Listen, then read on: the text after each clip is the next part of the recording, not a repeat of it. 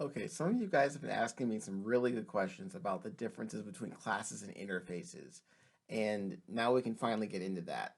So first off, the big difference is that interfaces are not instantiatable. Okay, so you cannot instantiate an interface. So I've got an example here. Let's say we're making an online game, right? An online multiplayer game like World of Warcraft or any of those, right? So I've got an interface here for player, and it's got some information about what a player should have. A player has a character name, a level, some experience, and when that player signed up. All right, this is an interface player. You cannot do let new player new player. Okay, you cannot instantiate an interface. That is rule number one. Okay, that and it's not like you don't. It's not because you don't want to, or is there a way we can do it? When I say can't, that's exactly what I mean. It is impossible. Interfaces are not concrete. They cannot be instantiated. Okay, so square one, like you cannot do it. Do not pass go. Do not collect $200. When interface is saying is this object has these properties of this type.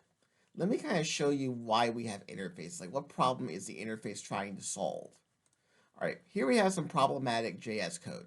Okay, we're back in vanilla JavaScript world where we do what we want. All right, so let's say I have an object. Let player equals. Remember the curly brackets meant an object. And my player has a character name. They've got some experience, the date that they signed up. Okay, so this is what a player is. But this is JavaScript world, so I decided these properties. So in my game, players fight monsters and they get experience and then they level up. Okay, that's why you play the game. You level up and your character gets stronger. All right, let's look at the function level up. It takes in the player and says, okay, cool, take out player's current level and add 1 to it. Let me ask you a question. How do I know that this variable is a player? Like, how do I know that the data I'm getting in is going to be of the correct shape? What I mean by that is, what prevents someone from doing this? Level up 5. All right, they put 5 in. 5 does not have a property called current level. Doesn't exist, right? Even if they put an object in here, right? Like this object, I don't see a property called current level here. Okay, it's not there. So line 13, if this were to be run, it would error because the variable, like the object player, does not have this property called current level. I want you to take a second to think about that to yourself. There's nothing in JavaScript that prevents that scenario from happening. It's always a possibility. If you just focus in on this function from a purely logical standpoint, this function, let's say you're just staring at the function, the outside world does not exist. This function is making an assumption. It's making an assumption that the variable on line 12 called player is an object and that object has a property called current level, which is also a number. You see all these assumptions we're making? So we're assuming the variable player is an object. We're also assuming the variable player has a property called current level. We're also assuming that the variable player has a property has a property called current level. Let's do the whole sentence. Level, which is a number. We are making 3 assumptions with this function, and we have no safeguards. There is no looking only at lines 12. One of the big things that beginners have a problem with is you're thinking, Jonathan, you put player up here, so we know what's up here. I'm telling you to think about it in a bit more abstract manner. This function right here does not know what data you're giving it. It doesn't know that this exists up here. The computer doesn't know that. We know that because we're programming it, but the computer doesn't know that. All the computer says is this function takes in the value labeled player, go to the player, ask for its current level, and add 1 to it. That's what all of this function does. Okay, it doesn't know that this exists. You know it, but the computer does not. It's not going to assume it. It's not going to figure it out. It takes whatever value you give it and does what you tell it to do. So this function assumes player is an object. It assumes it has a property called current level. It assumes current level is a number. If all these assumptions are met, then this function works perfectly fine. If one of these assumptions is wrong, you have a bug. So if we go back to interfaces, that bug goes away. So I have my new player. So I made a variable let new player, which is a player, which implements this interface, and I put some data in. Now I have that same function level up. This function, all my assumptions are fulfilled. Okay, I know that the variable player has a property called current level because the interface says so. I also know that this current level property is a number because the interface says so. Okay, it is ironclad. That is the human beings have a hard time with the concept of an ironclad rule. We tend to think that there's a way out, or maybe this or maybe that. This is a computer. It doesn't care about your feet like anything. Okay, it doesn't care how you feel. You said in the interface, current level is a number, and it exists on the interface player. Anything that uses this interface must have a property called current level, which is a number. So this function will not bug out. It will not error. All the assumptions I made back in vanilla JavaScript world, these 3 assumptions for this function, they're all fulfilled by using TypeScript like this, okay, and by using the interface. So I know for a fact this is not going to break. Okay, think about that for a moment, because that is a very powerful concept. To write code we know isn't going to break. We don't have to test this out. I know for a fact that you can't pass anything into this function that doesn't fit that interface because it will not let you. The end. That is very nice because it also means that, when we start testing things, it goes a lot smoother. There's less chances of there being bugs. All right, now, that's all well and good. So we've got that for interfaces. So the downside with an interface is that, again, for classes, we can instantiate new classes. So if we go back to, was it? Where we had employee and manager and CodeMonkey. Well, it was nice to be able to just go ahead and instantiate a new manager, fill in the data.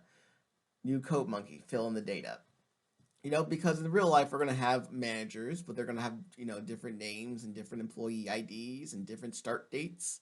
And same thing with CodeMonkeys and everything else. So it's classes give us a nice way to package all that data and the functionality together. All right. So classes are way more convenient for that. Interfaces is more about making sure you check off a box. Classes is more for making objects that will interact with one another. Now, okay, so that is the main thing. So remember, you cannot instantiate an interface.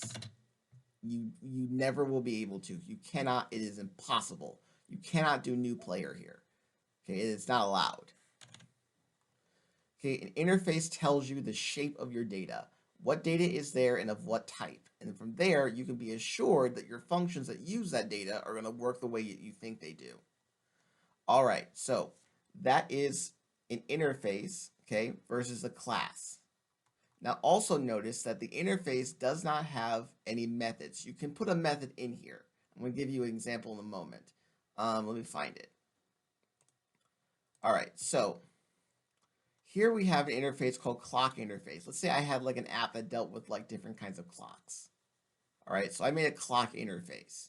It has a current time, which is a date, but now you'll notice that this is a method. So what I'm saying is that if you use the clock interface, you must have a method called setTime, which takes in a date and doesn't return anything, it returns void. I'm going to repeat that. The clock interface has a method called setTime, which takes in a variable d, which is a date, and doesn't return anything, void. Here's what that looks like in real life. Let's say I had a digital alarm clock. Now I'm going to use a new word, implements, Okay, not extends, implements clock interface. You implement interfaces, you extend classes. Okay, what this basically means is you can think of it like this. This interface is setting the rules for this class. Whereas when I did extends, that was inheritance. I was like copying stuff from the parent class into the child class. Implements means I'm using this like a template. Notice how digital alarm clock has a property called current time. It has to. If I comment this out, TypeScript yells at me. It will tell me digital alarm clock incorrectly implements interface clock interface. Property current time is missing. Because clock interface has a property current time, anything that implements it must have a property called current time. The end. Must, M-U-S-T. I have to have this here. So that means that digital alarm clock 100% has this property. I am saying by fiat, by decree, if you implement the clock interface, you have a property called current time. You also must have a method called set time. See how the signature here matches the signature here? And you must. Let's say I comment this out. Oops, TypeScript just immediately yells at me. It will tell you that you are incorrectly implementing an interface. You're missing this method. Okay, oops, I'm going to do that. Control Z, Control Z. Okay, you are saying with this that if you implement this interface, you must have a method that takes in the date. And it has to be exactly this.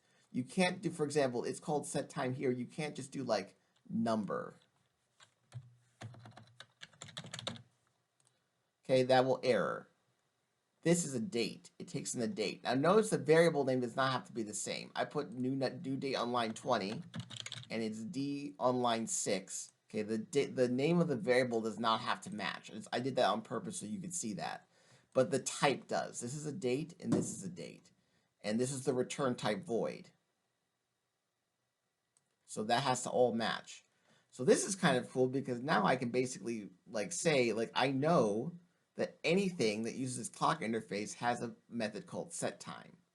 Now you're probably wondering, well, what the heck is the point of this? All right. For the sake of class, if you get up to this point, if you understand how this functions, that's good enough. In order to understand why it is we have like interfaces versus classes, I have to go into hard mode. All right, so I'm gonna put that in a separate video. Okay, I want you to like at least get this idea set. Interfaces dictate what properties and methods exist. They don't necessarily, for methods, it doesn't, you see how this method doesn't actually tell you what this method does?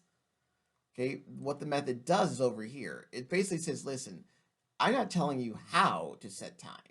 I'm just telling you, you need to set time. It needs to take in a date. It doesn't return anything. What you actually do there is up to you. Like the inside of this function is completely and 100% up to you. It just has to be there. Okay, so interfaces basically are just bossing around telling you this has to be there. They're not necessarily telling you how to do it. Okay, whereas classes can have more free-form information and you can instantiate them. If you get that much, you're doing really well. If you would like to kick it up a notch, then we can talk about composition.